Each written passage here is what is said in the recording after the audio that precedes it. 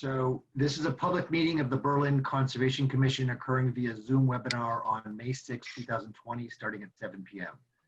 As a preliminary matter, please note that this meeting is being recorded and that some attendees are participating by video conference. Accordingly, please be aware that other participants may be able to see you. Take care not to screen share your computer. Anything that you broadcast may be captured by the recording.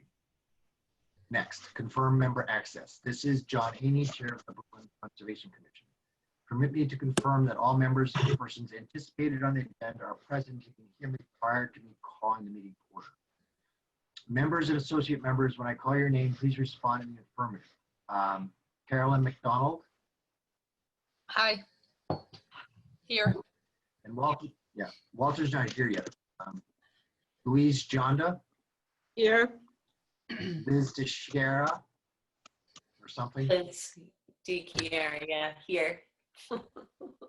Steve Beard. Here. Carol O'Connell. Here. Robin Berry. Robin, could you say something? Hi. Yeah, here. Sorry, I'm muted. And then is Holly Kennedy DeGrudele here? I don't see her. Apparently not. Okay. Leanne Leahy is assisting with the production. Mary Arata was, but she is now gone to Here. Okay. Thank you, Leanne. You're welcome. Anticipated speakers on the agenda, please respond in the affirmative if you can.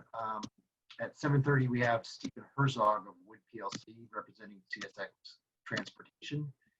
Robin, is he currently attached? He dropped off. We do have someone by phone. But we don't know who that is. This is Steve Herzog calling by phone. I dropped off the Zoom because my internet connection was unstable, so I decided to call in by phone. So this is Steve Herzog right now. Okay. Thanks, Steve. We'll get to you at 7:30. And later on, Ashley Davies from SVT will join us, but that will be after 8 o'clock. After with a quorum of the board present, I call this meeting to order at 7:10 p.m. on Wednesday, May 6, 2020. All right, next, I must read this. Introduction to remote meeting. This open meeting of the Conservation Commission is being conducted remotely, consistent with Governor Baker's executive order of March 12, 2020. Due to the current state of emergency in the Commonwealth due to the outbreak of COVID-19 virus. Specific information and the general guidelines for remote participation by members of the public and or parties with a right and or requirement to attend this meeting can be found on the Town of Berlin website at www.townofberlin.com. In order to mitigate the transmission of the COVID-19 virus, we have been advised and directed by the Commonwealth to suspend public gatherings, and as such, the governor's order suspends the requirement of the open meeting law to have all meetings in a publicly accessible physical location. Further, all members of the public bodies are allowed and encouraged to participate remotely. The order allows public bodies to meet entirely remotely, provided reasonable public access is afforded so the public can follow along with the deliberations of the meeting. While no in-person attendance of members of the public is permitted, every effort will be made to ensure that the public can adequately access the proceedings in real time via technological meeting. In the event that we are unable to do so, despite best efforts, we will post on the town's website an audio or video recording, transcript, or other comprehensive record of proceedings as soon as possible after the meeting. Ensuring public access does not ensure public participation unless such participation is required by law. The standard public comment portion of this meeting will accommodate limited public comment. For this meeting, the Conservation Commission is convening using the Zoom platform as posted on the agenda, identifying how the public may join. Next, meeting materials. The public is encouraged to follow along during this meeting using the posted agenda unless I note otherwise. Supported materials that are available this evening to members of the Board of Selectmen can be made available to the public by request. Next, meeting business ground rules. We are now turning to the first item on the agenda. Before we do so, permit me to cover some ground rules for effective and clear conduct of our business and to ensure accurate. I will introduce each speaker on the agenda. After the remarks, I will invite each board member by name to provide any comment. That didn't work last time. Commission members and speakers on the agenda, please remember to mute your phone or computer when you're not speaking. Please remember to speak clearly and in a way that helps generate accurate minutes. For any response, wait until I yield the floor to you and state your name before speaking. If members wish to engage in conversation with each other, please do so through me. Taking care to identify yourself. Public comment portion of the agenda. To the extent that our technical capability allows public comment, the public comment portion of this meeting as follows. Attendees' phones and other devices will be muted until they raise their hand and are recognized by me to speak. I ask each member of the public who wishes to speak to identify their name, and will afford each speaker time to ask a question or make a brief comment. Finally, each vote taken in this meeting will be conducted by a roll call vote. That's all she wrote. Okay, so we will move on to the next item, which is review and approve minutes of the previous meeting. So I'm going to load these up for you.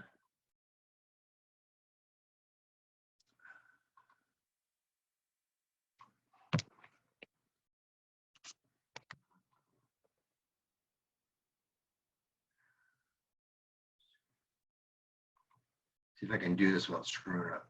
Share screen. There we go.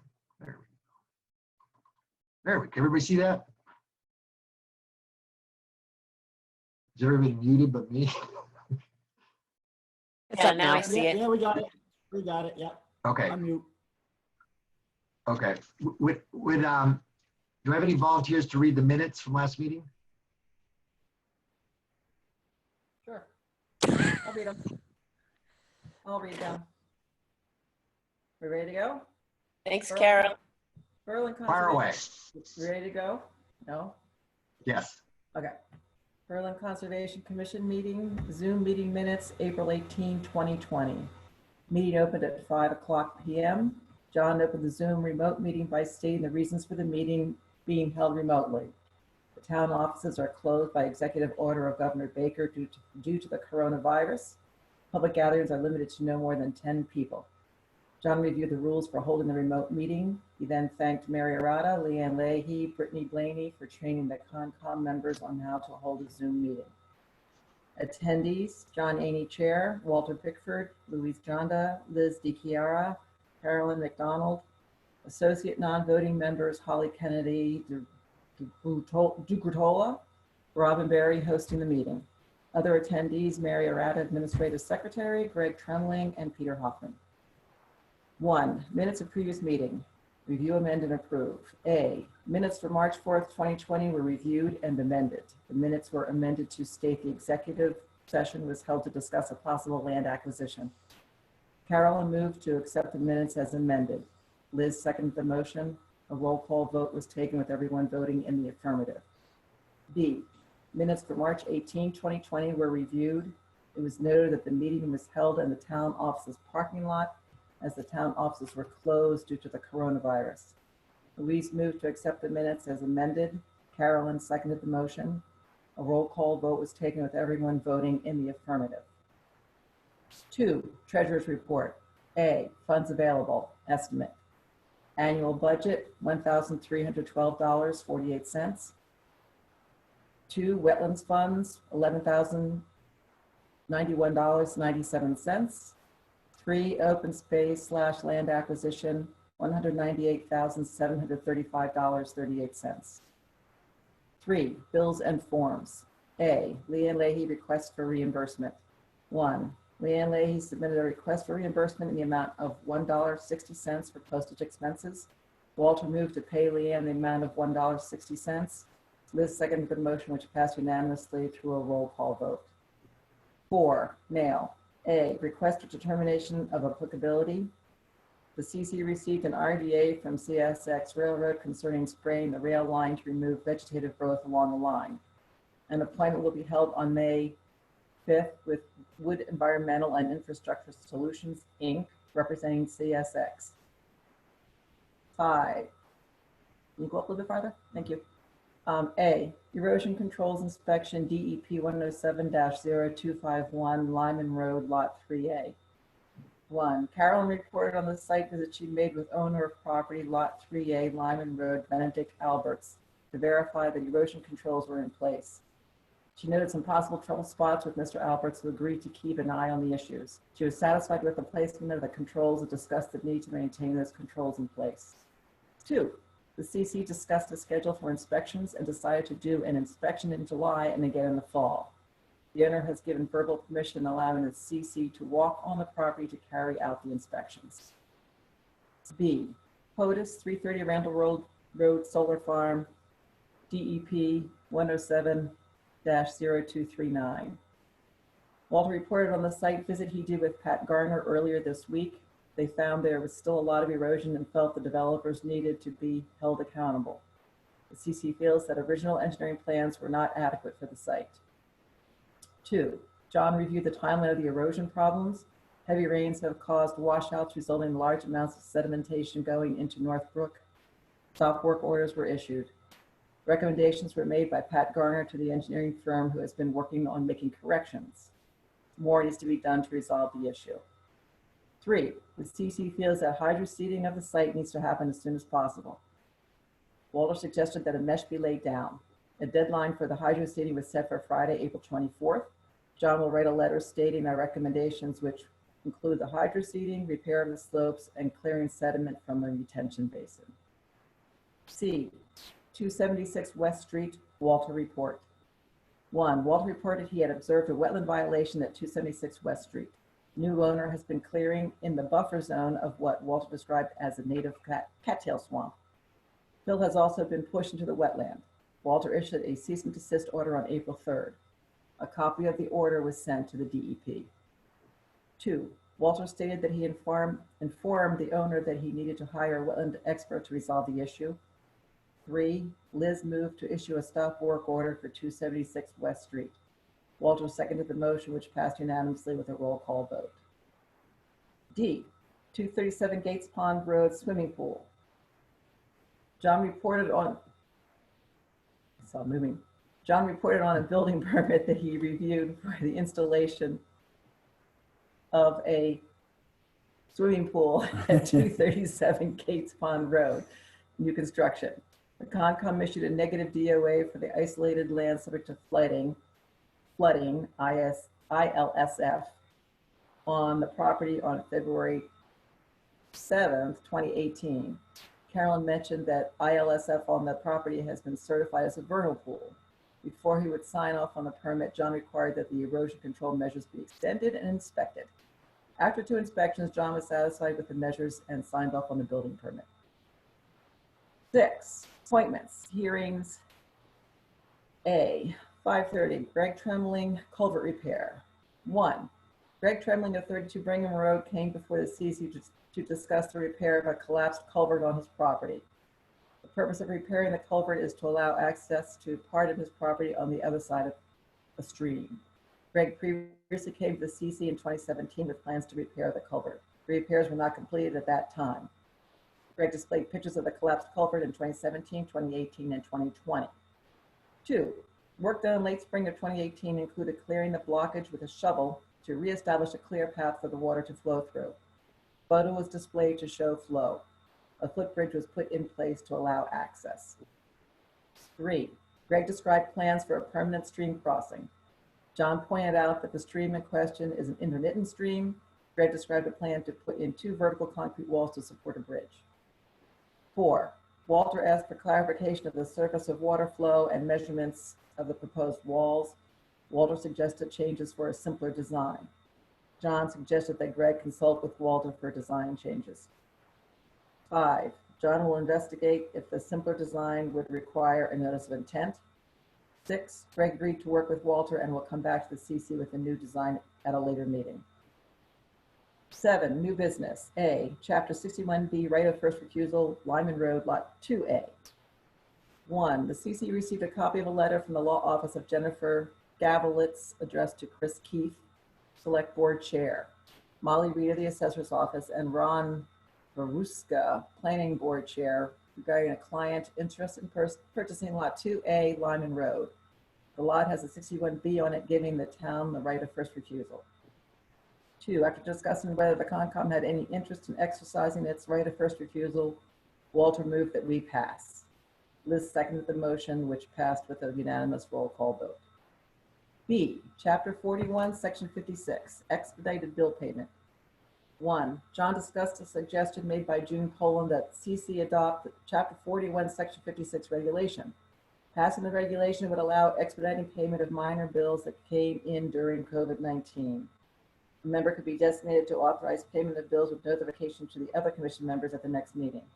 2, after review of the regulation, the CC discussed several possible situations for clarification of how the process would work. Liz moved we adopt Chapter 41, Section 56, and give the chair or acting chair the authority to sign bills with a caveat that the bill could not exceed $1 million.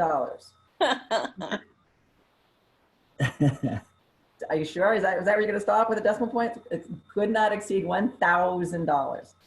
Walter seconded the motion, which passed with an affirmative roll call vote. C, future CC meetings. The CC asked Mary Arata what was available for dates to hold our monthly meetings. Mary investigated and determined that May 6th and May 20, which are our regular meeting dates, were available. Mary reserved those dates for the Concom. Old business. Wow, nobody told me these were this long. A, plastic bag ban effective date. Great. John reported on the status of the plastic bag ban, which was voted at the 2019 annual town meeting. Due to technicalities with the 2019 annual town meeting, the article was not approved by the Attorney General, so it needs to be revoted at the 2020 annual town meeting. A new date for when the bylaw will go into effect needs to be chosen. Carolyn moved that we set November 1st, 2020 as the startup date. Liz seconded the motion, which passed unanimously with a roll call vote. Where am I? 9, land acquisition. May require a closed meeting with 48-hour posting. A, Wendler purchase. John reported that the Wendler land purchase on Peach Hill Road has been finalized and the town of Berlin now owns the property. Yay. 10, land management. A, Wendler Trail update. John reported on work done on the trail. Progress is being made slowly. John asked Carolyn to make some signs for marking the trail. John agreed to email Carolyn a list of what is needed. 11, community outreach.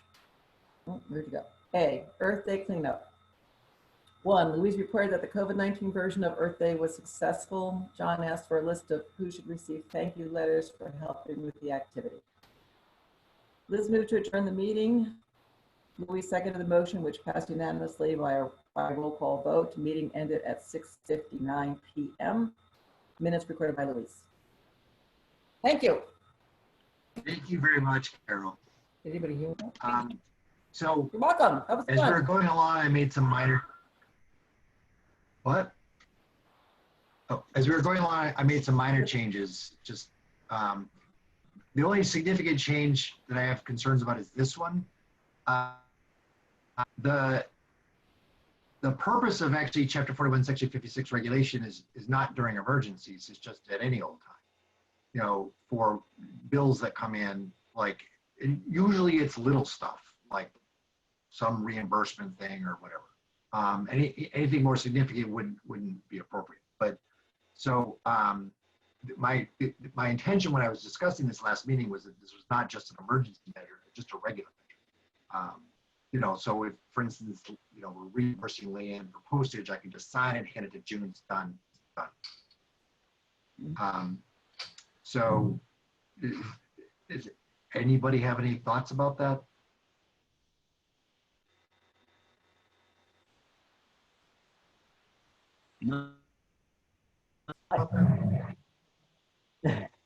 I tend to agree with you, John. I mean, it's, you know, being on the receiving end, it's probably nicer to get your reimbursements, you know, faster than 2, 3, 4 weeks. As it might take, I don't know how quickly, you know, June turns around.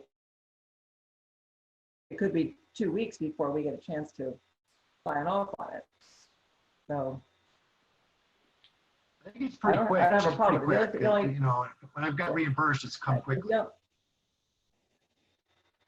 The only issue I would have is, you know, tracking it. I mean, it's just making sure that the information gets voted on and reported right. and, So, and, you know, it's according, I'm just gonna have to say right now, for the rest of the meeting, I apologize if people. So I apologize in advance. But Chapter 41, Section 56 does require that at the next scheduled meeting, whatever that person signs off on must be presented. So theoretically, they could vote against it. But I mean, so you can't. So it expedites things, but it still has to be presented. It doesn't have to be necessarily voted on, but it has to be presented. I think Louise had a comment. Right, I didn't quite Did you wanna catch what change you want to know. Well, it says expediting payment of minor bills that came in during COVID-19. And I want to delete that and just say Okay. passing the regulation would allow expediting payment of minor bills that come in, period. Oh, okay, yeah, I don't have a problem with that. Does anyone else have a problem with that?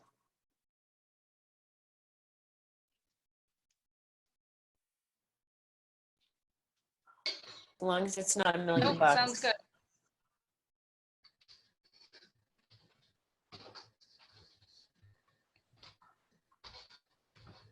Okay. So with those changes, I'll entertain a motion to accept the minutes.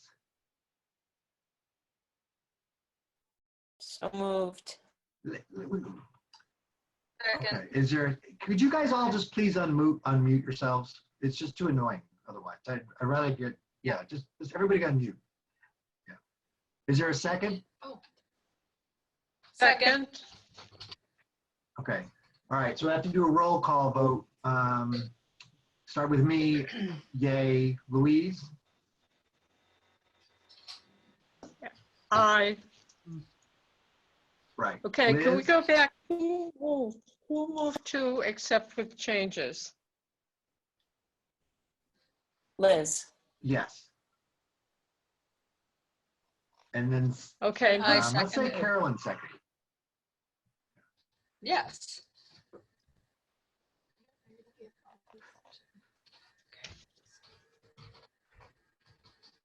The connection is Liz? really terrible tonight. Yeah. It is. Very delayed. Liz? Did Yes. you say aye or nay, Affirmative. please? Aye. Carolyn? Aye. Carol? Aye. Steve? Me, aye. There you Okay. There you go. He said unmute.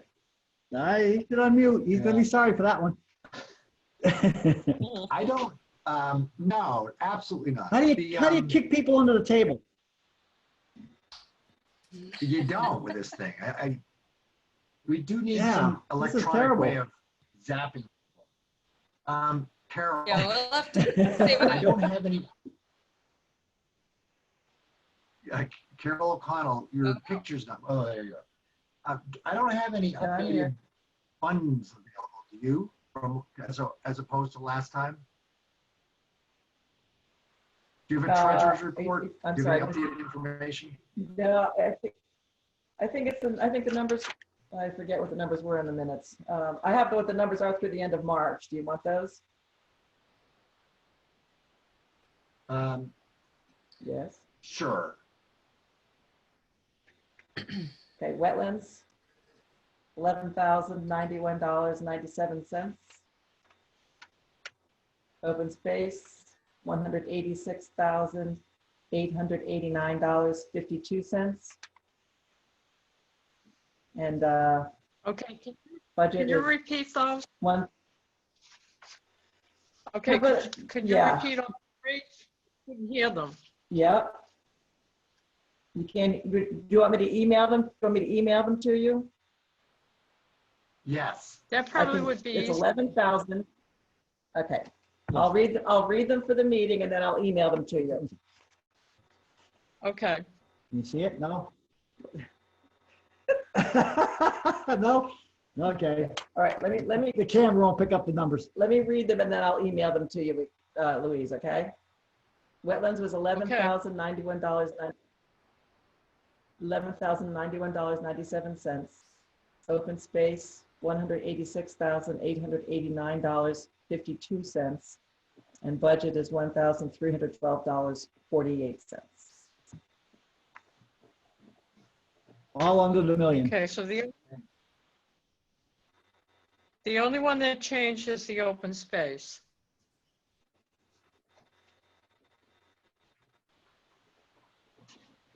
That's probably true. You have the Wenberg stuff with you. Thank you, Carol. You're Okay. welcome. Okay. And no- That's of Um, March I have- 31st.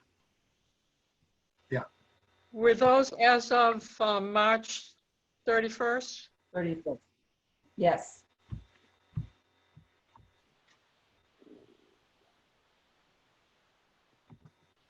All right, next on the Okay. agenda item is a bill from KP Law. The lawyers are still working. Essential. Yes. The Overtime. lawyers they are are. still working.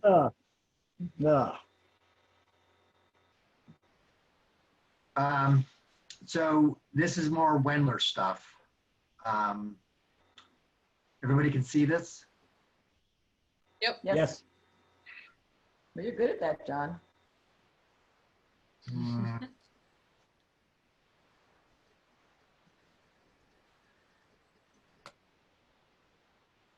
So $838. I did actually kick Scrolling back down. $180 that they tacked on for something. I said we're not responsible. So I did save us $180. Yep.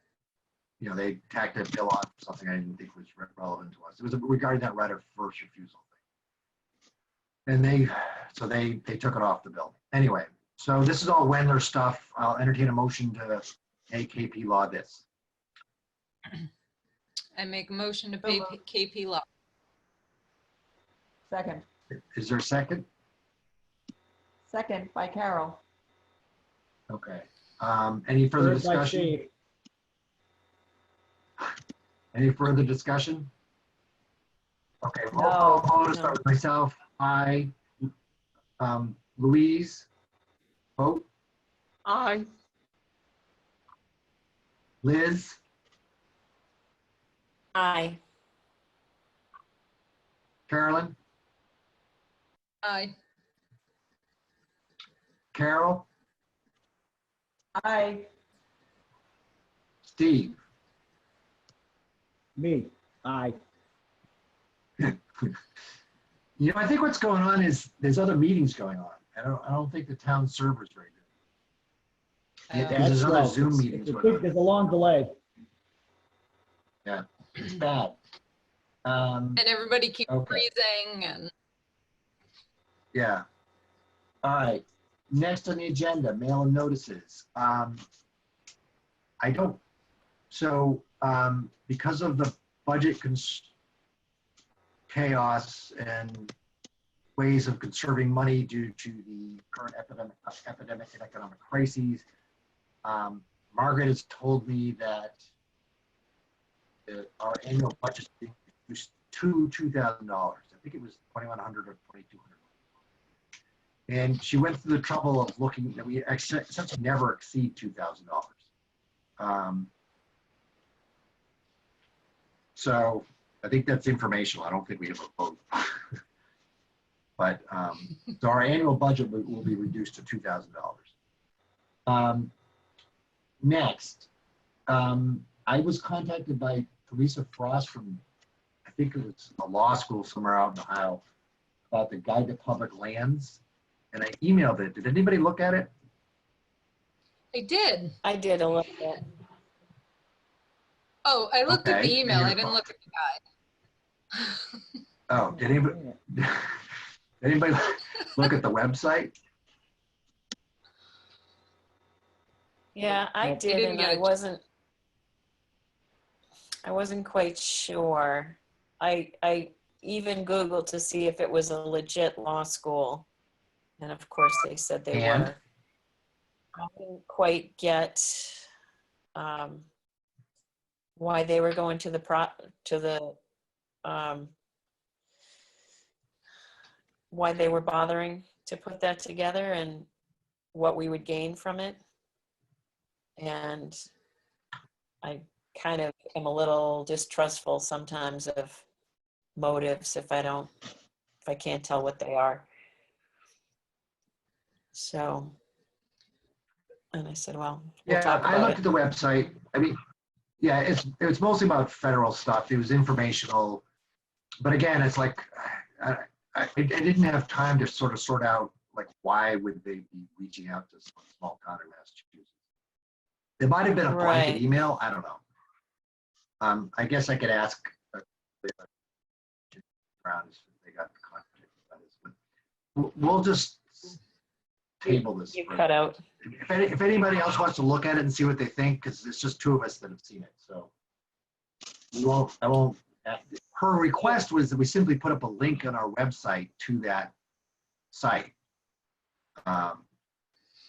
So I don't know. We'll table this for now. Okay. I wasn't sure how legit it Um, was. We have a town shoot. that we, what? Yes, But- 1:30. It's time for we're overdue for Steve Herzog. Oh, oops. Okay. Yeah. All right. So, Leanne, we now need to promote Stephen Herzog, who has an RDA for us. He's on by phone, so I'm not sure he can be promoted to panelist. The best I can do is unmute his audio. Yeah, I just Good unmuted enough. him. Okay, this is Steve. I'm here. Can you hear me? Yes. Yes. Sorry to keep Okay. you waiting. That's quite all right. Would you like me to present the RDA, or do you have some something to discuss? No, please go ahead and present Describe the it yourself RDA. first. No, Okay, I'll let you do certainly. Sure. So this is a request for determination of applicability, similar to RDAs that we have submitted in the past. CSX is required every 5 years to renew their vegetation management plan, which specifies how they will control weeds and vegetation on the railroad. As part of that vegetation management plan, or VMP, the railroad is required to identify wetlands near the railroad because they're not allowed to spray herbicide within 10 feet of wetlands or water bodies, streams, ponds. So we have provided the RDA with maps of the railroad right-of-way, and the locations of the wetlands shown have not changed in the past 5 years. So this is more of a formality to go through this RDA process again. It's quite a long stretch of railroad through the town of Berlin, and I think we had 19 areas in which wetlands or water bodies approach within 10 feet of the railroad. And those are marked on the rail, the cross ties, so that the herbicide applicator, when driving along on the tracks, knows where to shut off and then turn back on the herbicide application. The maps also show locations of the wetland buffer zones, 100-foot buffer zone, within which herbicide spray is only allowed at most once per year, and also shows in a few places purple zone, which is a limited 2-year application, no more than once every 2 years, in proximity to drinking water supply areas. I think that about covers it. I'd be happy to answer any questions. Yeah. This process is unfortunately awkward because of the Zoom webinar. I have 2 copies of the RDA, but they're in print form. I did speak with Pat Garner about this process because I know that to some degree this is a formality. What he had suggested that I do is just compare the maps you presented to some of the wetland maps that are available at a state under the Oliver website, which I did. And people, these are pictures maps that were given to me. There's quite a number of them. And so I traced through those with, according to the wetlands identification website, which in and of itself is not perfect. I can verify that based on some of the NOIs we've had to deal with, but it's close enough. And his maps, Wood CSX's maps do seem to mirror pretty closely the wetlands data from the state. And they have on the maps the areas where it's yellow, blue, and purple. That seems appropriate. I did notice on, Stephen, on the last map, I noticed that there's a couple of potential vernal pools close to the rail line. The one that's closest to the rail has a yellow and then blue around it. So I guess I would have felt better if the yellow was extended. I'm looking at specifically figure 303, Stephen. Do you have access to yourself, I assume? Yes, I do. I'm looking at it as well. Figure 303? And you see those two yes, I can. sort of, and they would be actually, because the north is turned around, so that's west of the rail line. There's potential vernal pools cited for each of them, not certified, but they're potential. I don't know what to do about this. I would feel more comfortable if that one that's closest to the rail line was all yellow and not just yellow and blue, but I don't know what we do about that. Is that the southernmost one, the one closest to the Northborough town line? No, the other one. There's both of those areas are identified as being, there's potential vernal pools in both of those little circles of wetland. Okay. The one that isn't the southernmost, it gets close to the rail line. There's a little yellow bar, and then there's some bigger blue bars. I would have been happier if I saw a longer yellow stretch, but I'm not sure what to make of the context of TSX's working with dozens of towns on this issue. Yes, and so in that area, then apparently the wetland is greater than 10 feet away from the railroad bed, the crushed stone bed on which the rail sits, which is why that was marked as only blue and not yellow. And I honestly don't recall how close a vernal pool might have been to that. We don't show vernal pools data on those drawings. No, you don't. I got that from the state. Are serious. And to be clear, it's a potential vernal pool, not a certified pool. Okay.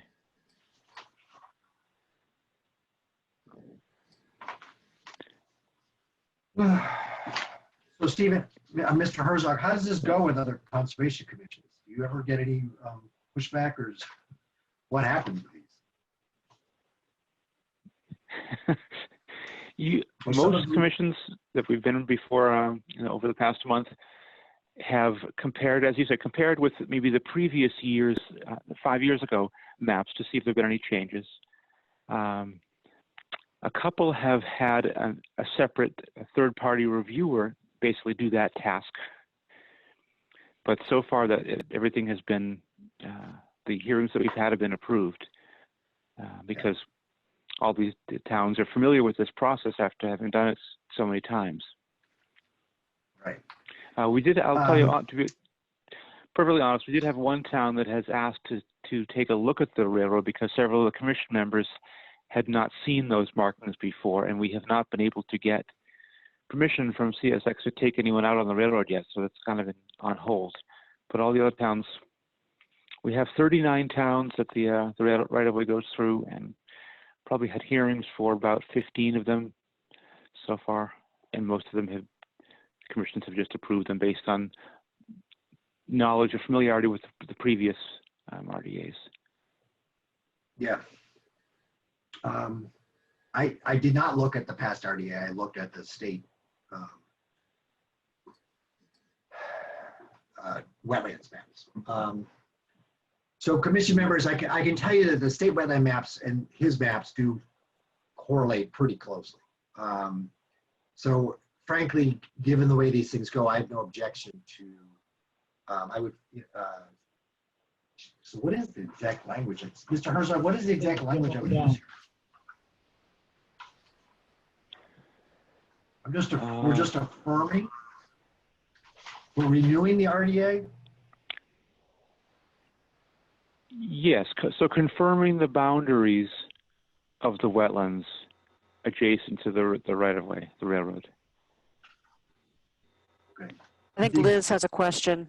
That's what we're seeking. Liz? Mm-hmm. Oops. She's I muted. just asked, I assume you're using Roundup? You're using the same thing you used 5 years ago? Is that all in the document? That's not in this document. There is a separate document called the Yearly Operational Plan that we prepare for CSX every year. And they apply herbicides to weeds every year. So this RDA process only happens every 5 years. But the weed spray happens every year, and each year they usually change the herbicide from 1 year to the next. The herbicides they use are on a list provided by the state, a list of herbicide materials approved for use in sensitive areas, which means they're not mobile in soil, so they will not wash off the railroad. But the commission should have received a letter in the past few weeks saying that YOP, it's called the Yearly Operational Plan, has been prepared. And if you'd like to see a copy of it, we can either email you or mail you a hard copy of the plan itself. It's basically a several-page document that describes the herbicides. Sorry? I did receive the letter, yes. Okay. We're at a bit of a disadvantage since John's the only one who has the maps. I did pull up the Mass Oliver and I'm looking at it, and John, I see there's looks like a small body of water in a small wetland area near the Northborough line. But without having the markings, without having the markings for CSX we just have to believe that you know what you're looking at. Which I do, but it's hard to have an opinion without having seen it, so.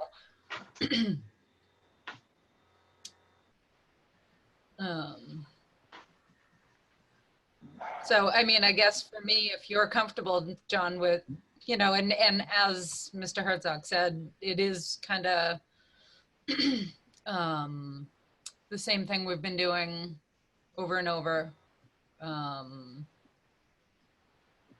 So I'm comfortable moving forward. Okay. So,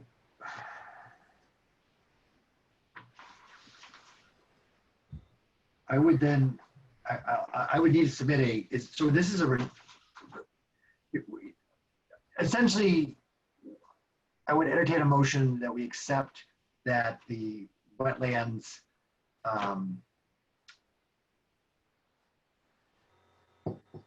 demarcations done by Wood PLC for CSX transportation are accurate. And that therefore, we would issue a negative determination of applicability, right? Yeah. You should see how your face just froze. Thanks. Yeah. Yes, a negative, yes. Yes. All right. So I'll have to draw that up and Negative get it signed, and then And I'll have to, because Mr. Herzog, I'll have to send that to DEP, right? Yes, yes. You send it one copy to us and one copy to the DEP. We should make a You didn't motion even and buy me any donuts. Anyway, yes. Virtual donuts. Yes, so that was, so that was, so I would entertain a motion for what I just said. so moved. Is there a second? Any further discussion? Second, Liz. I'll third. No All right. further discussion. So roll call vote, me, I, Carolyn, Aye. Carol, Aye. Steve, Aye, me. Louise, Aye. Liz. Aye. There we go. Okay, Mr. Herzog, thank you very much. I'm gonna have to get that drawn up and then somehow sign. There's something else we need to sign tonight, so, or sign somehow tomorrow. So Okay. we should get it off to you pretty soon. Okay. Okay, great. Thank you very much. Appreciate your help. Have a good evening. Okay, thanks. You too. Bye-bye. Bye-bye. All right. That was annoying. Oh, yeah.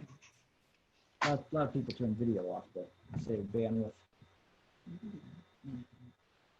No, it's we need to get Leanne, she's at home though. We need to get Mary to go off and unplug those other committees. All right. Wetlands. A, solar farm, 330 Randall Road. So after last meeting, I wrote that letter, which I think I distributed to people. And then we had a couple of follow-ups. So Pat and I met with Ken LaCourse 1.5 weeks ago, and you know the site was pretty wet then because the weather really hadn't been cooperating. They had started to do some hydroseeding, but the truck got stuck. But then there was also another story that there was a different truck in the way, blah blah blah. You know, anyway, we sort of came up with a plan. This is what has to happen. It was all yes and agreements. With a plan to do a follow-up. Neither Pat or I managed to be able to schedule it into our schedules for last weekend, so we went today instead. We had warned Ken ahead of time. He sort of emailed us implying that yes, hydroseeding should be finished up. When we went there today, Ken was not there. Well, we had a code to get into the site, and it's not, the hydroseeding isn't done. Only 10% of the hydroseeding is done. The basins still have silt and sediment.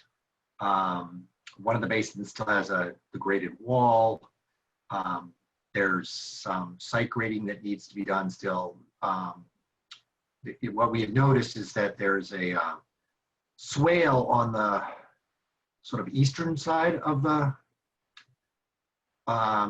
territory of the area that is ineffective. You know, the ground rises before it meets the swale, so the water just runs on the ground next to the swale, not in the swale, causing erosion that overwhelms the basin. So, I mean, the good news is over the past couple of weeks, you know, both Walter and Pat and then also myself have been checking out North Brook, and it has been, even after rains, it's been running clean. After we met with Ken a week and a half ago, we had said that we needed, because Patrick and I had identified a hay bale that was down as part of the erosion control measures. It had been just pushed over because of the heavy rains. And he fixed that and put another flock log in and stuff like that. So the waters hasn't been turbid the last week and a half, but the site's basically still not stable. So we, our position had been to try to work with them as much as possible to sort of get this done, knowing that had been a difficult spring. But at this point, what we have to issue, in my opinion, another enforcement order.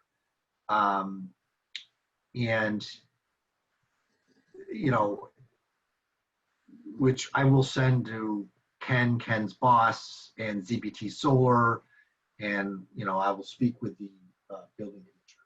Now the solar panels are up and the batteries are in place, but the site is not connected to any power transmission. So it's a they've got a lot of money sunk in there and it can't be used.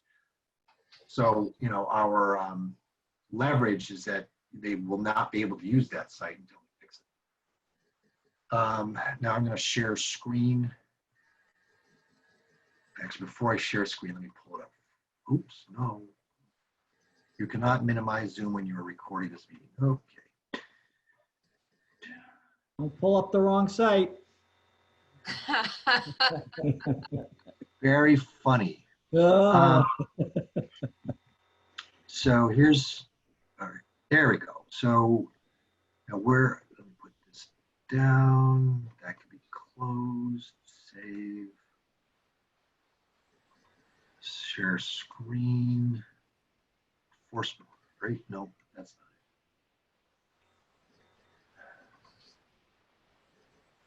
it. Stop share. Sorry, kids. There it is. Yep. Okay. So, this is Protect Solutions. It's as Louisa pointed out, it's at 330 Randall Road, which is the site, now the new road address for the solar farm. So extent and type of activity, failure to stabilize site, contractor has allowed repeated release of turbid stormwater into bordering vegetated wetlands in North Brook, installed insufficient erosion controls and failed to maintain detention basins and associated inlet and outlet pipes and stormwater swales. Hydro seeding only about 10% complete. The stormwater basins remain filled with silt and sediment. Basin number 1 is eroded firm. Site needs regrading. The swale on the eastern edge of the property is ineffective with nearby gullies and erosion. Blah, blah, blah. Activities, but it's has altered in CA2 above. So restoration plan by next meeting. Cease and desist from any activity affecting the buffer zone resource areas. Hydro seeding will be complete based on the repaired site will be regraded, including installation of swale extension to the ineffective swale on the eastern edge of property. Contact me or Patrick. So with Patrick's help, I drew this up today. And so, I would like everyone to approve it. So, and then I will race around and get these two things signed tomorrow and mail them both to DEP.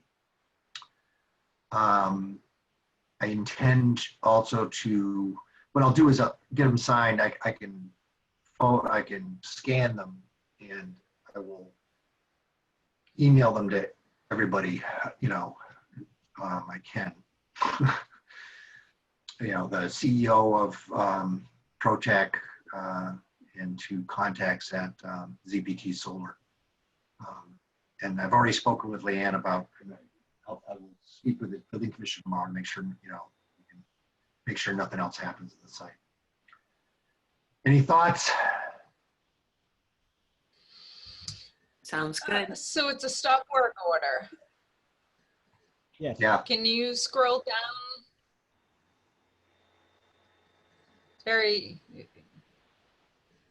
Can I see the rest of this page? There we go. Too far.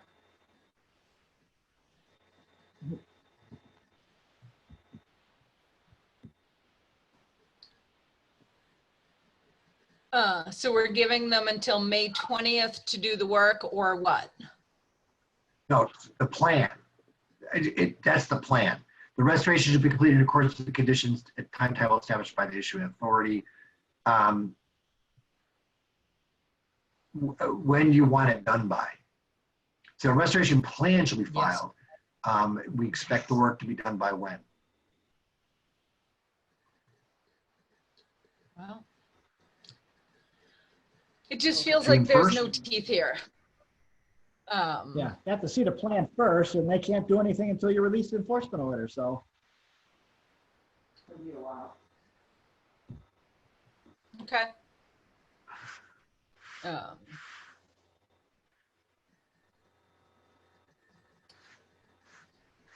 Keep moving, I keep mean, moving. I want to vote, but I John, gotta go. okay. John, did you Give guys Ashley talk, a did line you and too. Pat talk about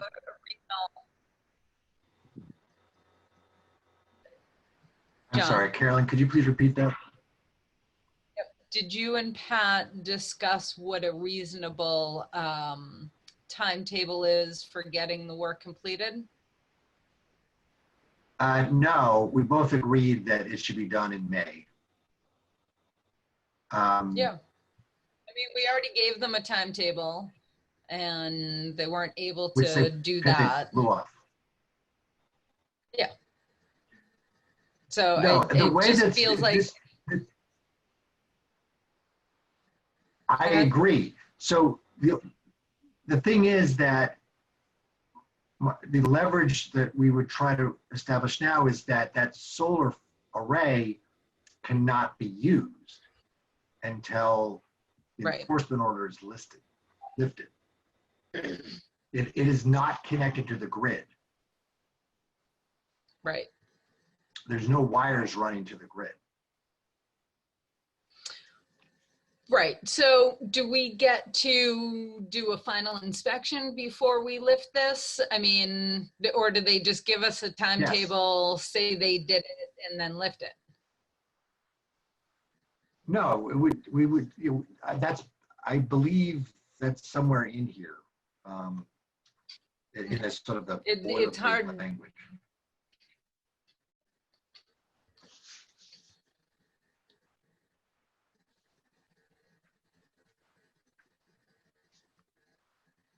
Hey, John, we've got Ashley on the line. Do you want to shelve this for now, or do you want to finish the conversation? No, I cannot shelve this for now. She'll have to wait a second. Okay. Hi, Ashley, but no, we need a decision on this.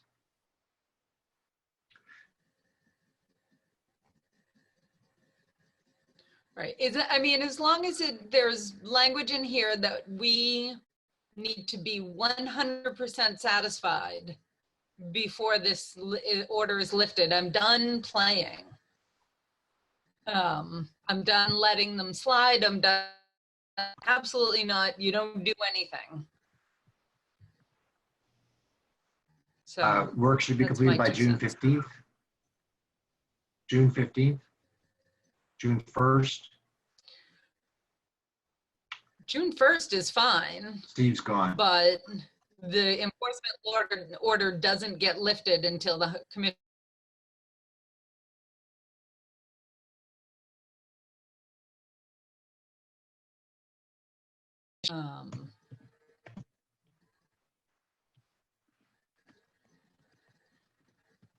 Yeah, I just feel like they're like, oh yeah, haha, they issued another enforcement order. Oh well.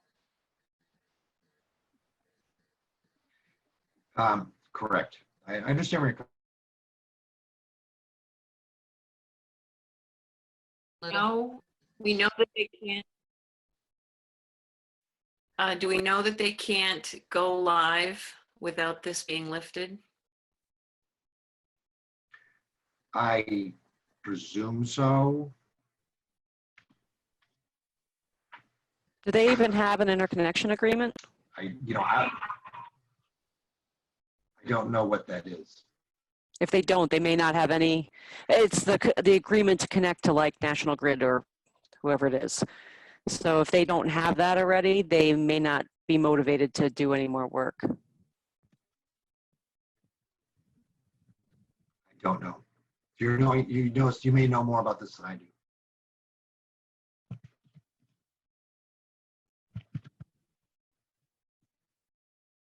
Yeah, I mean, I don't know too much, but I just know that if they don't have that, which it can take a while to get, if if they're not making to do anything.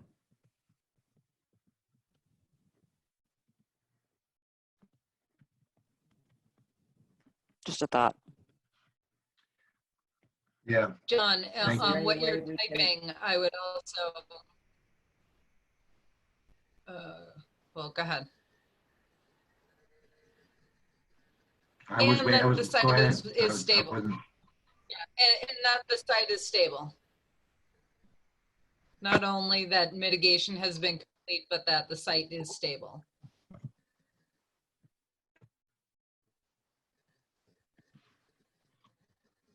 How's that? Gotta wait till it pops up. There we go. Okay. Everybody okay with that? Yep.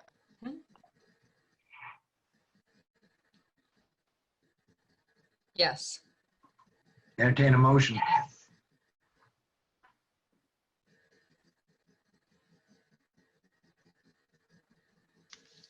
I make a motion to issue this enforcement order.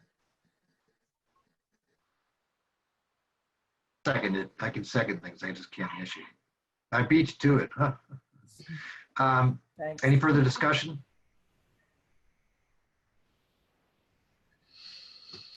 All right, all those in favor, again, roll call. Me, aye. Louise? Aye. Who seconded the motion? I did. John, I can do that. John? Yeah. Yes. Okay, John, Liz? Aye.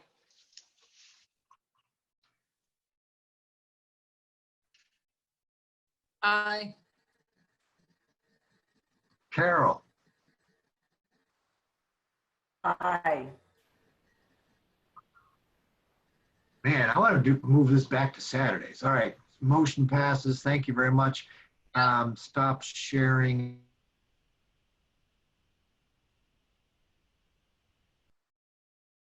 I was supposed to be on vacation, but COVID ruined my vacation plans. So I actually not working tomorrow. So I'm gonna print these two documents up, and then I can drive around and have people sign them. Just email me when you're available. Louise, I'm not gonna stop by your house because I'm not gonna. So I would, well, actually, maybe one, two, like, so if I stop by, Carol signs it because Steve left. Carolyn, Liz, and myself. If I can all visit you tomorrow or something, then we could. I'll wear a mask.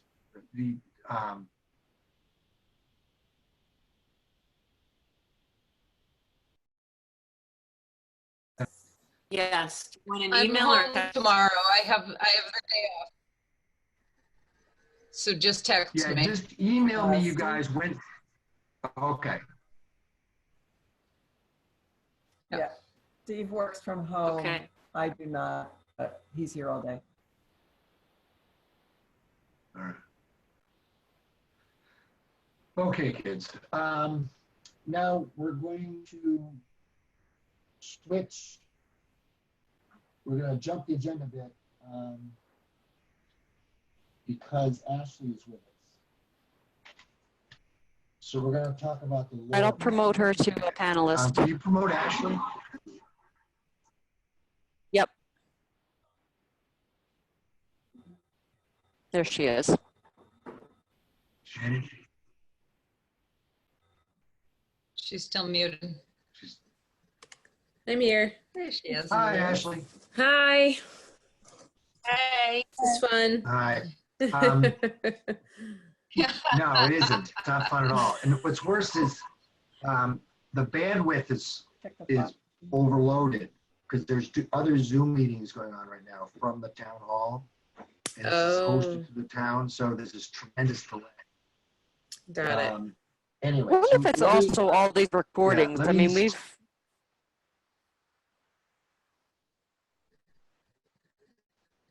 Hmm? Say again, Robin? Oh, I was just saying, I wonder if it's because we've got all these recordings going. There's like two, Leanne and I are How many both recording to the cloud and you're recording and then so I wonder if that's slowing I things can down stop too. recording. All right, I'll stop. Well, I don't know. Do we, I don't know if I don't know if it makes a difference. I just stopped, so we'll see what happens. We got the official stuff Okay. out of the way, so at least that's backed up on my computer. I just stopped. Okay. Okay, so Ashley, do you want me to summarize where we're at this point? Yeah, if you want to start and then I can go from there because I don't know, what everyone's heard or not heard and kind of what you've all talked about thus far. Okay. Now, this is not an executive session. And amount of money involved, but other than that, this is people are pretty well aware at this point that this land is potentially for sale. Anyway, at an executive session, Ashley and I, Carolyn was there too, right? Yeah.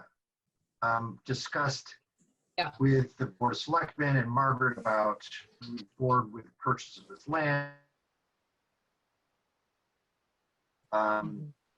This was back in February. Then the world exploded. Unfortunately, the epidemic hit and then the world exploded. And that has changed things considerably. The town is now in fiscal crisis because concerns about people being able to pay their property taxes. Of course, the town gets a lot of money from the state, and the state's not collecting nearly as much tax revenue. So they're not redistributing any of that money to the towns. So all towns and cities in the Commonwealth are in rough shape, and their budgets are thrown into chaos.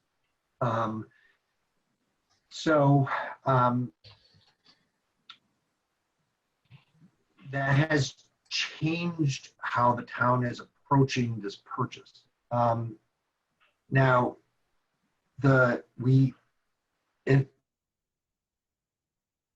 Ashley presented the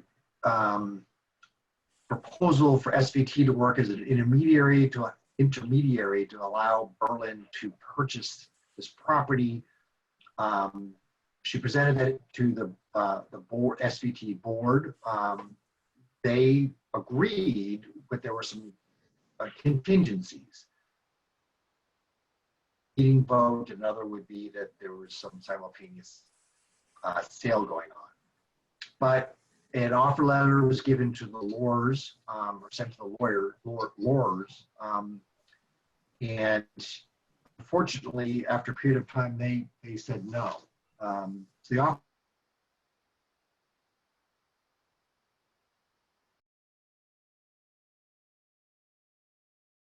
27th emailed Ashley that they weren't happy with this and they were going to not accept the letter. The issues were the contingencies, that this was contingent on a town meeting vote and on the simultaneous sale of 2 lots to knock off the price of the land.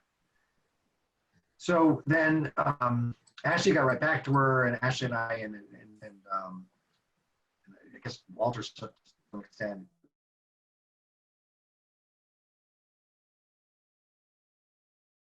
that were a little different. A lot of this really did hinge on the Board of Selectmen agreeing to at least consider holding a town meeting vote on this in the fall. So I attended on the Zoom webinar the Board of Selectmen meeting 2 days ago, presenting some of this information, talking about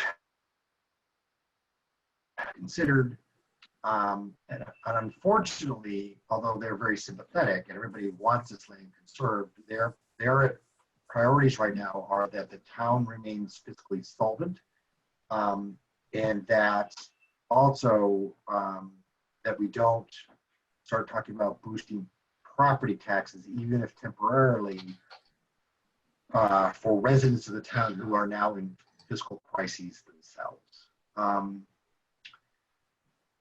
It should be noted that if everything went as planned, according to the original plan we had, this wouldn't have affected the town property taxes at all, zero. And it still, if done in a certain way, could potentially not affect property taxes at all. But, you know, their concern at present is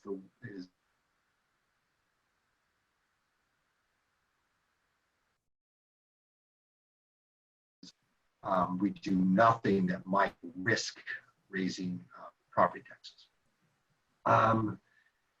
So, you know, then Ashley started considering other options. I guess, so Ashley, how do you want to take it from here? Yeah, Let me screen share something. Okay. I want to just screen share something quickly. All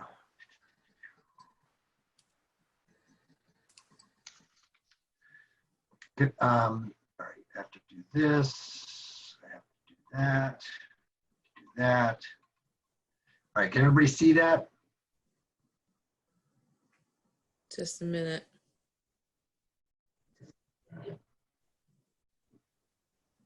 Not yet.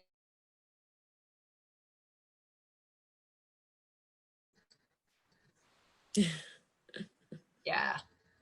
Oh, there you go.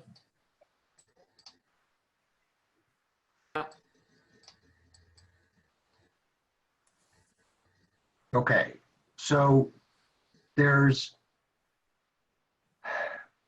this parcel here. Can everybody see my little hand moving around Yep. on the map? No, kind Okay. of. So No. this is what's considered a back parcel. No. It's Oh, there you go. Yeah. you can't see my little. Okay. Yeah, Now- now you can. This right here. This is. Yeah, this is land at elevation. It's not. It's considered a back land. It's not particularly desirable for building.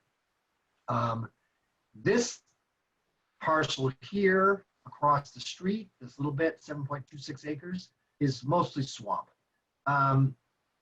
If this part here is, you know, partly obviously wet, that's the horseshoe pond, and this part's quite steep, but this is road frontage right here, up and down there. And it could be, like actually could include some of this area here. And these are the lots that are, you know, potentially valuable for sale. Okay, I just wanted to give people some context. Ashley, do you want to speak now? Sure. Does everyone know kind of what the bones of the original deal were that we had proposed to the Laurers?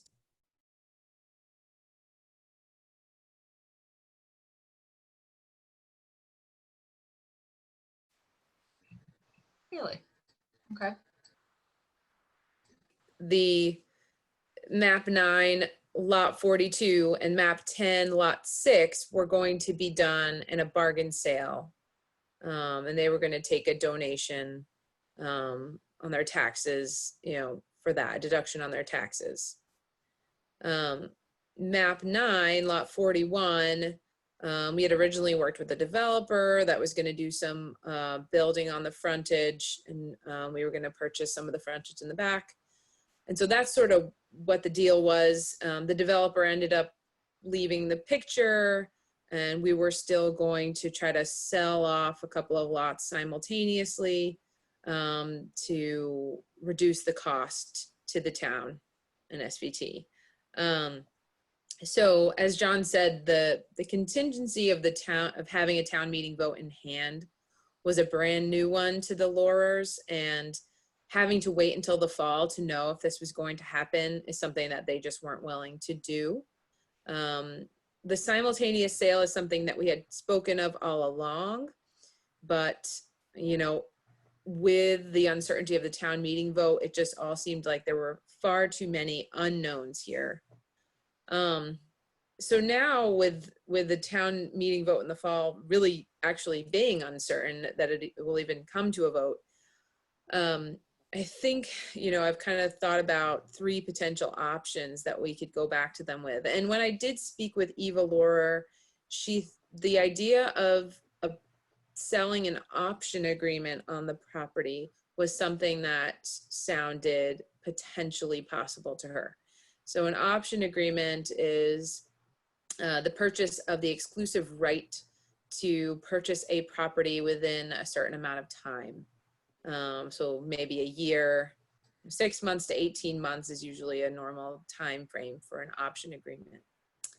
So what I am proposing to go back to them with, and this is what I'm looking for feedback on, is 1, the town or SVT or the 2 of us together, or perhaps just the town using conservation fund because it is a fairly low number, purchase an option agreement over this entire property, all 3 parcels. You know, maybe it's a 6 months option agreement that takes you to the end of the year, and it allows for the town to exercise its option if town meeting vote approves this.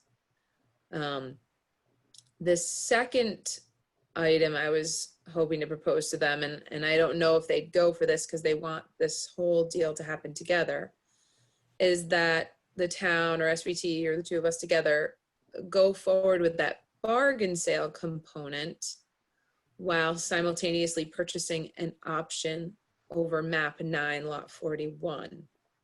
And in terms of dollar figures, the 2 of those together would cost 1/3 of what would be available in the conservation fund by the end of this year, from what I've been told.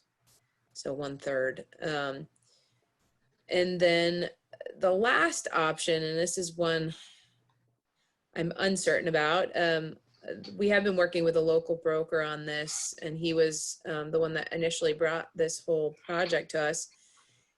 He said, you know, maybe we can go back to the developer that was originally part of this deal. We could go forward with the bargain sale purchase of map 9 lot 42 and map 10 lot 6, while the developer purchases map 9 lot 41. The only thing is that he would likely develop all of that frontage on Lyman Road, and a little bit on Linden Street there. However, he did say it's possible that we could purchase an option from this developer so that he only develops 2 lots on Lyman and waits, you know, 18 months to see if the town's able to purchase the rest. So if the developer bought map 9 lot 41, you know, the worst case scenario is he builds all of that frontage and might start going into the back of that parcel. But likely a majority of the back of that parcel would be saved because you can't really develop there. It's very steep. There's the pond, there are wetlands, etc. So those are the 3 options that I was going to propose to the Laurers. And I guess really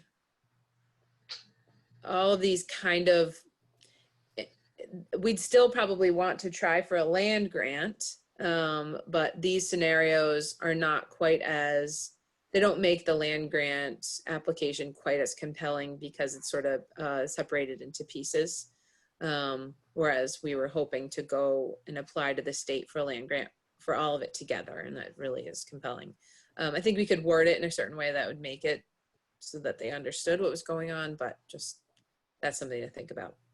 And I guess I wanted to hear from you all because the option agreements are non-refundable if we don't go forward due to the town meeting vote failing or some fault on our part.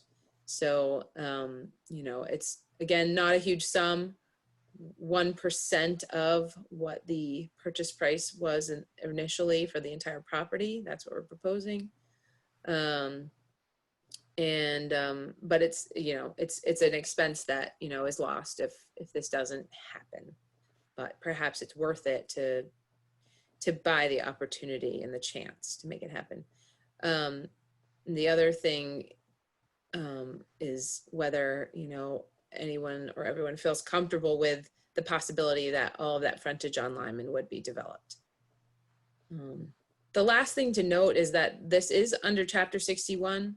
So the town does have the right of first refusal, if they do sell this to anyone else.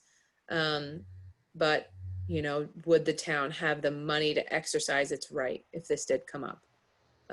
You can always assign a right of first refusal to Sudbury Valley trustees. We're a qualified entity for that.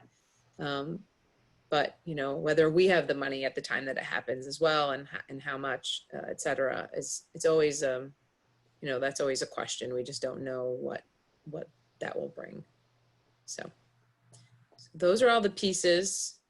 And so looking for feedback. Liz is muted, I think. Yeah, hi. So there's probably a good reason why we need to bring it to town meeting, but I missed why we have to bring it to town meeting.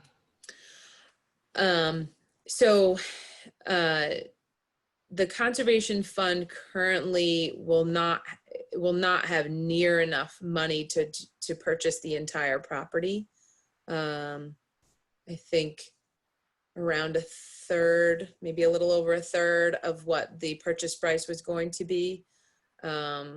So we had proposed to the selectmen that we use potentially CPA, and they said, and Carolyn agreed, using CPA at this point in time for this purchase and having to bond, et cetera, is not a great idea. But at the time when things were all rosy, as John said, the town administrator said, well, we have plenty of free cash available. And since we got that free cash, the majority of it from building permits, this would be a great use. But you still have to have a town meeting vote for that. So the town meeting vote is because there's just not enough in the conservation fund for it. Yeah. In the options that I've just proposed, town meeting vote wouldn't be required. And that's why these are the options that I'm kind of looking to put forth to the lawyers now. Got it. Thank you. Mm-hmm.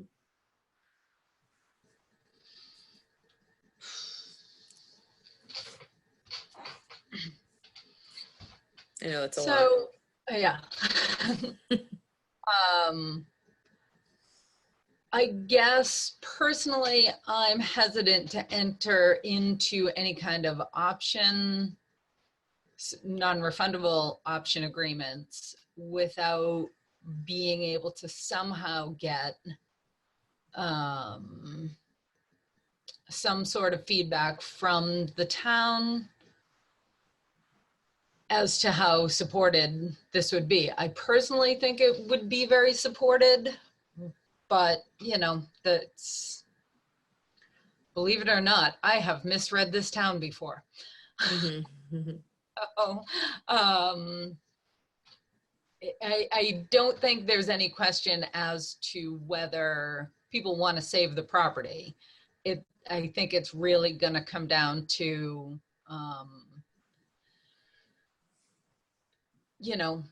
how much it's going to cost. I do think that our land grant chances are significantly better if we keep it all together. I think we should try to see what we can do to make sure that happens. We failed to get the land grant for the Wendler property and wound up having to pay full price for that, which was still a great price, but it's still, it can happen. And I think the better, the more effort we put towards securing our chances of a land grant, that's the better way forward. I guess so. So the option agreement on the entire property is kind of just holding this all together until a town meeting vote assures that you are going to go forward. And so that would increase the, that would allow it to be all together when it comes time to apply for land grant. But with the timing the way it is, you'd want to have your land grant application in before you even have a town meeting vote, before you even know. I don't think that you'd be able to apply for a land grant this year without the selectmen's support before July. Oh, so it would have to be in before July. Yeah. Oh, yeah. So the option on map 9 lot 41, while trying to get the bargain sale of the other 2 parcels at the same time, would at least get you, if they agreed to it, and I'm not sure they will, it would get you 36.5 acres plus 7.26 acres conserved for very little money. And I don't know if everyone remembers the amount that they had agreed to for a bargain sale on that, but No, COVID prevented us from. Sit closer, John. I hear you. I don't want to. I'm quite comfortable. Too bad. The commission, Ashley, the commission does not know the numbers okay. because, we would have had an executive session during our parking lot meeting.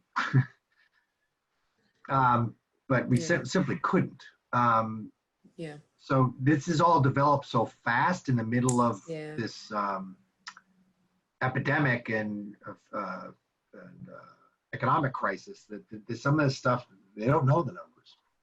I mean, I think the bargain sale number we talked about.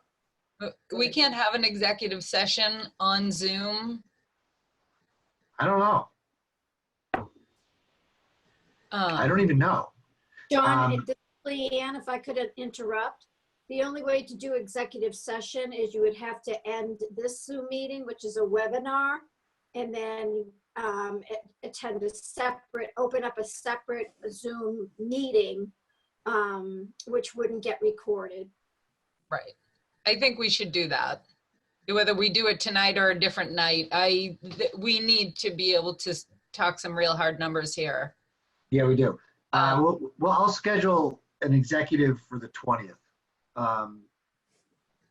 Because the biggest question, so I'm frankly getting a little pessimistic about this based on my experience Monday night and based on what I perceive as the antsiness of the lawyers to get this off their books. So, my sense is a fallback of, conserving lot 42 and lot 6 may be what we have to go for. Right. Ashley, I know, again, not really knowing the numbers, would SVT be willing to buy map 9 lot 41 if we bought the other 2 parcels? The majority of the cost is in map 9 lot 41, and I don't think we would be able to just do that. It might be possible that we would be willing to just buy the option or just go forward with the bargain sale. And I have a land protection committee meeting next week, and this new situation is what I'll be discussing with them. And so they might feel like it's so worth it. Maybe we just buy map 9 lot 42 and map 10 lot 6, if the lawyers are willing to do that. And then, we see how things play out with map 9 lot 41. Again, I don't know if the lawyers will separate things like that. And sorry, go ahead. Yeah, I'm not unwilling to consider the whole thing together, but again, just not having actual numbers. Yeah. It's hard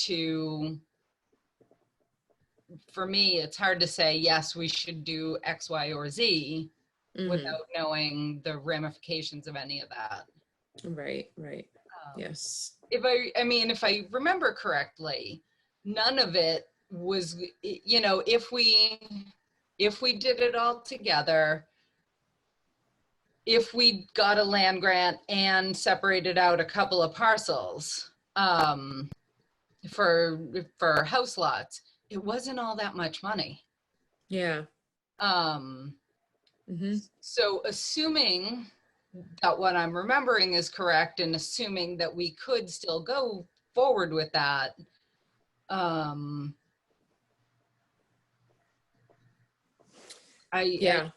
don't think it would be not supported. Yeah, you know, it's just the uncertainty of everything. And it's possible that by July 1, at the end of this fiscal year, the town administrator will know enough that she will feel comfortable to, you know, advise the selectmen that this can go on for fall town meeting. And I'm kind of wondering, you know, at this point, do we buy the option just because it's, you know, small dollars and it gives the opportunity for them, you know, it kind of prevents them from selling to others while we're working this all out. Right.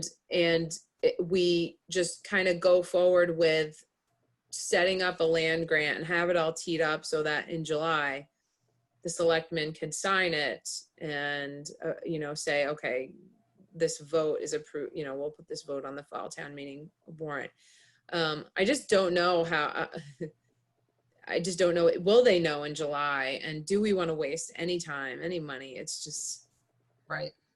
Well, yeah, I mean, that's part of the problem. We don't know how the economy's going to go. Right. We really don't. Do we have to wait 2 more weeks to schedule an executive session? I don't know. I have no idea. It's not like everybody's super crazy busy. Do we have to post it though? Yeah, but that's 48 hours. Oh, Yeah, we have done separate executive sessions in the past. Right. When will you, so Ashley, the letter that you had that was dated May 1st, do you want to just go ahead and send that and see what you get from the Lores? You know, if I send it in an email, that might be better because it might not be construed as an offer. Right. I'll word it a bit differently. I'll send an email. I can send an email and kind of discuss those and see what the feedback is. And I can say, this is not an offer. I would like, you know, your feedback. And if any of these items, you know, any of these concepts seem possible, then I will take it to the commission. Okay. Next week or something like that. I would also just emphasize that we are still very interested in this, and we're very willing to go forward before the world exploded. And if they could, you know, they've been sitting on this for how many decades now? If they could just give us a couple of more weeks or months to figure out our way forward. So Carolyn, yeah, some of the background there is, you know, the man that bought this for an investment many years ago passed away. Right. A couple of years ago. And so his kids are now getting organized and they're getting stuff off the books. Right. Because the you know, their mother is 93 and I think they're just trying to wrap stuff up while she's still alive. Sure. Understood. And again, you know, nobody could have predicted this 2 months ago that we would be in this position. Yeah. But all right. So let's do that. Let's do this. Why don't you send that letter out, Ashley? We'll see or email it, see how they respond. And based on that response, we'll just schedule an executive session. Okay. And honestly, I think, you know, when I spoke with her, it sounded kind of like they didn't want to spend money on attorney's fees and they didn't want to tie things up if it wasn't going to happen. They just didn't want to go through the whole song and dance again. They'd already started once. So I don't know if there's a risk that they will be doing anything with this. And it might just be here when this all, you know, this whole situation blows over and we can kind of get back to business as usual if that's ever going to happen. But You know, Well, they could just be saying, well, why don't we just sit on it for a little while? And you know, maybe that's not the worst thing in the world. Maybe don't know. that would be nice. We don't know what their urgency is, but you have to Right. understand that it's quite possible that the town and state finances will be in bad shape for a couple of years. Yeah, I know. So there may not be a lot of cash floating around for a while. Yeah. All right, Ashley, you're a pal. Thanks very much. Oh, no problem. Sorry, this is so complicated. If we had had more lead time, I could have gotten some documents over to everyone to review. But again, if you know, if any of these concepts seem possible, then I'll get some visuals to you all so you have Yeah. something to look at Well, while I'm I kind of. actually have a folder on it, but it's more for executive session. So Yeah. Yep. okay. All right. All right. Thanks, guys. Thanks, Well, thank Ashley. you. Ashley. All right. All right. Enough of that now. Okay. How's everybody doing? 8:45. Woo. Should we get up and do some stretches? Yeah. All right. I'm moving on to the next item back under wetlands, 200 Crosby Road question, amended OOC. I will again screen share.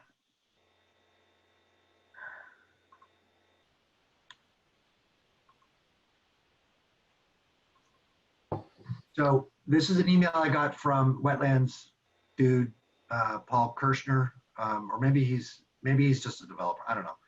So John, thank you. No, this is the wetlands guy. Okay. Yeah. We've not yet produced a complete plan for the work, but the proposed modifications for the permitted work is limited. So he had asked me about just like, he sent me an email basically along the lines of, are you guys alive? How are you functioning?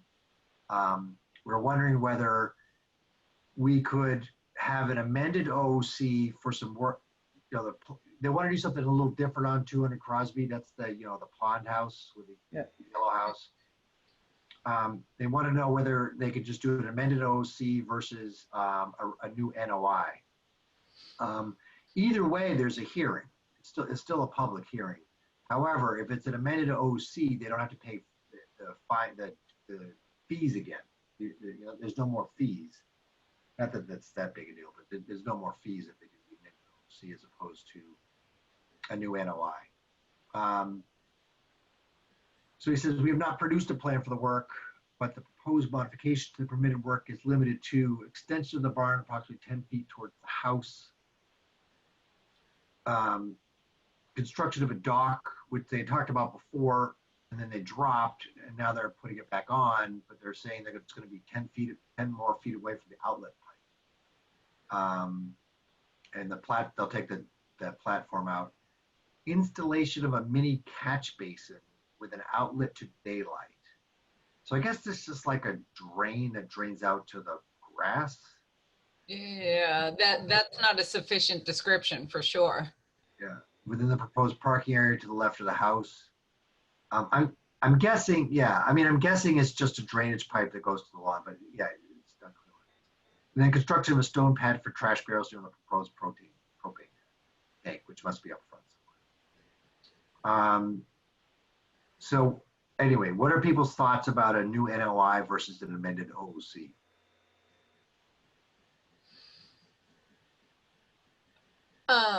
An amended OOC based on this piece of paper, like they would show us a plan with these items on it?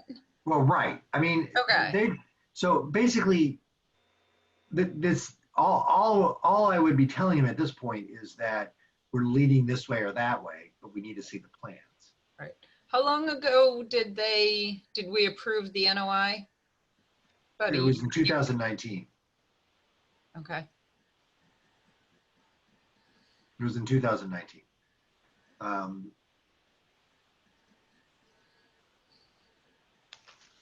So if we don't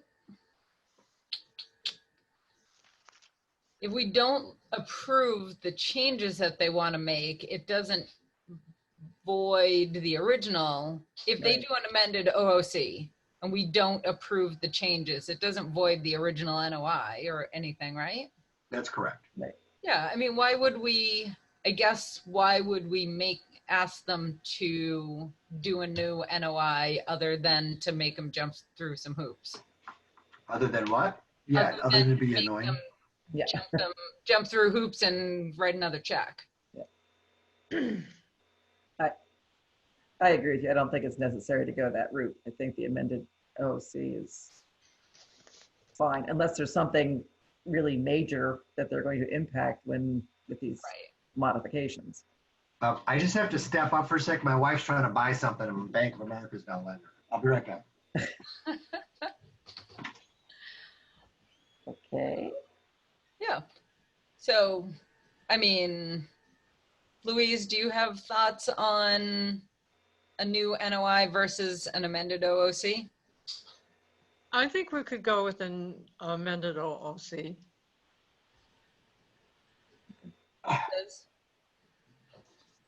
Always spending money. Actually, it's not true. Yeah, I'm leaning towards an amended OOC. So I'll tell them we're leaning that way, but we need to see the plans. Yeah. Yeah, certainly not words with vague things like outlet to daylight. Yeah.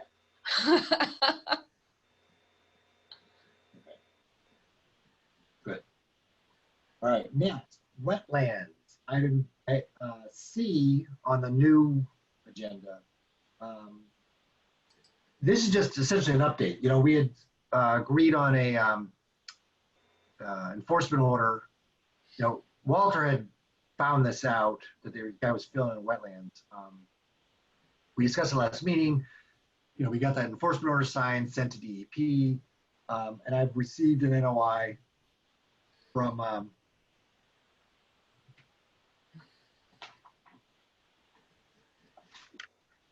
Ecotech. So, and we're gonna have a meeting next meeting. We'll have the NOI hearing next meeting. So, okay. Can you ask them to submit that digitally so you can email it to everybody if we're meeting this way? Yes. I'm not clear on what we're discussing right now. Too bad. On the agenda, Louise. Pardon? On the agenda, 276 West Street. Oh, okay. It's the new agenda There was an old one? on the town website, Oh. which I'm sure you all like check regularly. Live and die by. Yeah. Yeah, I actually, to be fair, I asked Steve whatever his name was, Herzog. to submit that stuff all digitally, and he just blew me. He just didn't do it. Yeah. But whatever. It's not that. This literally 40 towns are dealing with it. So okay, new business. I received, and might as well share it. Close this one. Oops. You guys all watching me frown? Yep. I like when you freeze halfway through a snarl. There we go. Great, thanks. Thanks. It's very becoming. Yeah. There's nothing about me that's becoming. Oh, stop. So the KP Law sent this to Margaret. Hello, Margaret. I know hope you're well. I'm sure you have a million things. The Highland Street developer would like to know if they need to provide the baseline documentation that the state typically, but not always, requires for conservation restrictions. Shall I tell them that they have to prepare a baseline, or is the Conservation Commission comfortable without the report? Thanks, Sharon. Margaret forwarded this to me. I asked Ashley, because duh, and she said yes, you probably want a baseline documentation. Yeah. So I just bring it to the commission, and my recommendation that we should request a baseline documentation. Yes. Sounds good. Do I need to vote on this, you think? Let's, just to make it Okay. official. All right. So entertain a motion that the commission requires a baseline documentation for the Slate CR. So moved. Is there a second? Second. Ooh. Any further discussion? No. Okay, Okay, we're gonna vote. John, aye. Louise, aye. Carolyn, Aye. Carol, Aye. Liz. Aye. There we go. Motion passed unanimously. Next item. Geocaching. Yeah. All right. So I've now had 2 requests to place geocache thingies on conservation-ish land in Berlin. One from Lawrence. Is it pronounced Lawrence or Lawrence? Lawrence. Lawrence. Yeah. She's very nice. Anyway, and another one from Steve Veach, who's just another local guy. What was his name? Steve Veach. Oh, okay. Yeah, he emailed the commission. So Lorenz's request had prompted me to check this out. So I went on the geocaching website, and it is the policy in Massachusetts. Apparently they geocache worldwide. Weird. Anyway, so they're supposed to ask permission before they place these things. But then when I downloaded the app, and it turns out there's at least 20 of them in Berlin already, and nobody's asking us. Right? And also because of COVID-19, Massachusetts is not posting any new geocaches. So even if they place them, they can't post them until the state of emergency is over. So nothing urgent can happen. There is no urgency here because they can hide all the stuff, any stuff they want. It's not going to get posted on the app. Now, my general feeling about this is that this is a fun, healthy, non-damaging activity that we don't really need to bring to the commission every time somebody asks. And I would suggest that, the chair or the chair's designee can just tell people, yes, that's fine, or no, that's not, go away. This was a favorite topic for Skip Duggan, who was, I know, before your time, John. Yes. But he, as chair, this was something that he was very enthusiastic about encouraging. So the 20 or so that are in town, he may have given permission to. Oh, okay. At some point. So just so you know. Okay. Yeah. Anyway, well, to my knowledge, this is the first time it's come up since I've been on the commission. So, I really don't. I can't see a problem with this. No. I really can't. Does anyone else? Is there any chance that anyone could sue us for No. getting COVID or something? Or No, I tripping, hope they get COVID if they landing sue. on it, sharp something? Just- No, that's all covered by the geocache bunch. Okay, good. And then, we're already protected from people tripping over rocks and roots and getting hurt and suing us. We're already kind of protected against that. So this does not, this is not a threat to us. Then I'm okay with it. Right. So entertain a motion that the chair can simply sign off on geocache requests. Yeah. So moved. Is there a second? Second. Discussion? No. All those in favor, let's try to be quick. John, aye. Louise, Aye. Carolyn, Aye. Carol, Aye. Liz. Aye. Record time. Somehow gained some bandwidth too. Yeah, see, everybody else is going to sleep. It's Yeah. getting better. Yeah. Okay. We did the link thing already. I'm not going to talk about Gregg's bridge right now because Walter's not here anyway. Talk about Laura property, land management. Number 10. Making more progress on the Wendler Trail. I did the trailblazing last Sunday with Jess and Candy Harrington, who's been, she lives right there. She's been super helpful. It was the 3 of us that took down all that barbed wire. So we took down all the tape surveyor's tape and replaced it with painted blazes. And Candy scored some rakes from Dan Stimson, and I think we're going to go out there this weekend and do a little raking, and then basically the trail's ready. Carolyn, I still have to get those signs to you. The Jess and Candy really wanted me to get some mileage data, so I got Dan to give me some estimates. Cool. So I'll tomorrow, I think, this is really just your kindness to me. But thank you. Yeah, no problem. I should have enough time. I got an email today that my hand surgery is postponed till we don't know when. So, that stinks, but it gives me lots of shop time. So. Yeah, you're not alone there. A lot of things. Yeah. A lot of medical stuff. Yep. So. Right.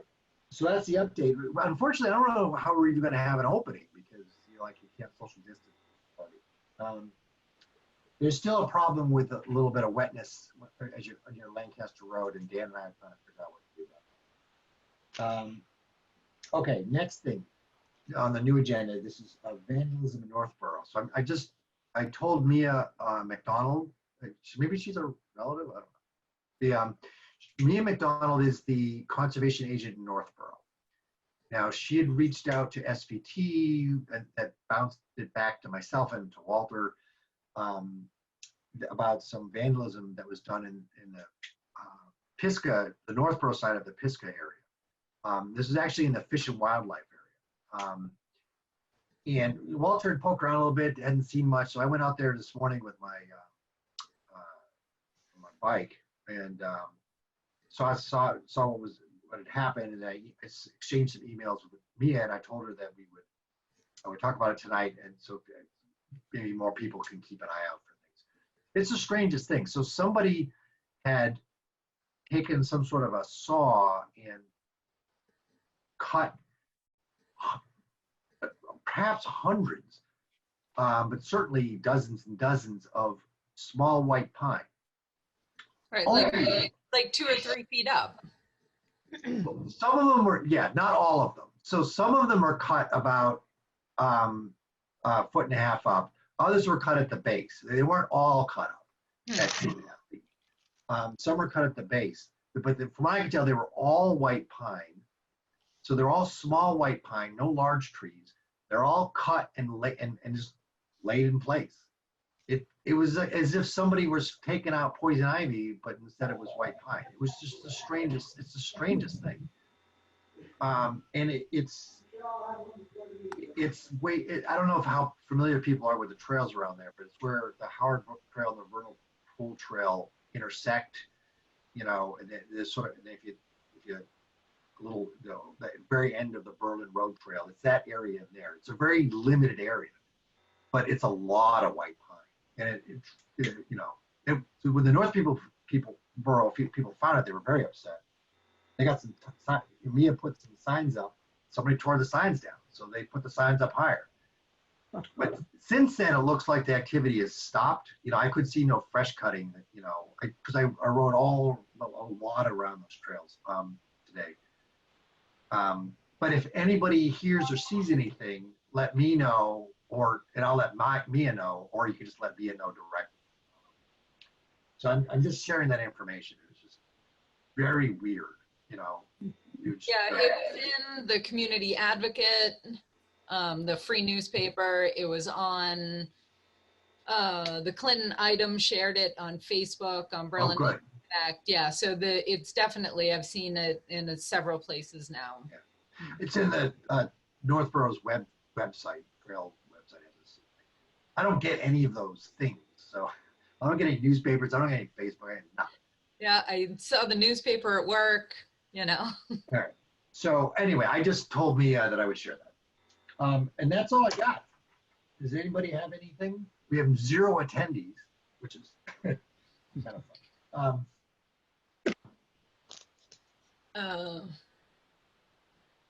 No, just the executive session. I don't know what everybody else's schedule is, but I don't know that we have to wait 2 more weeks. We don't. We don't. And, you know, I could certainly be available next Wednesday. I could be available over the weekend, Saturday, if we act fast enough. But it may take, who knows how long it'll take the lawyers to respond to what Ashley's going to send. Sure.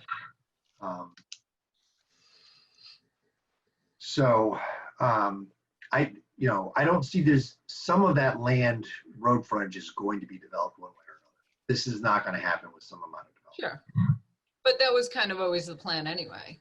Not necessarily. There may be 1 or 2 lots, but it was, yeah. Yeah. But now it may be like 4 or 5 lots.